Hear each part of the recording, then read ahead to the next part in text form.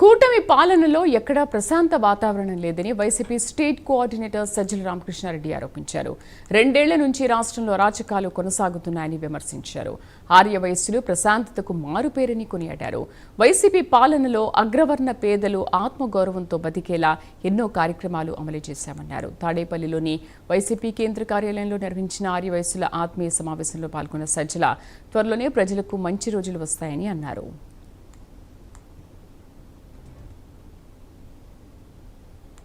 సమాజంలో అత్యంత శాంతియుత వాతావరణము, ప్రశాంతత, ఘర్షణలు లేని వాతావరణం కోరుకునే అత్యంత సున్నితమైన కులం ఏదన్నా ఉందంటే ఆర్యవైశ్యుల కులం అవుతుంది. ఎందుకంటే అందరూ బాగుండాలి, పచ్చగా ఉండాలి, సుభిక్షంగా ఉండాలి. ఆర్యవైశ్యులు కానీ తమ కాళ్ళ మీద తమ నిలబడేవాళ్ళు కానీ దానికి అవసరమైన పరిస్థితులు సొసైటీలో ఉంటే సరిపోతుంది. కానీ ప్రభుత్వం అనేది ఎందుకు ఉండాలి? ఆ ప్రశాంత వాతావరణం ఉంచాలి, పనిచేయాలి. ఇప్పుడు అది ఉందా?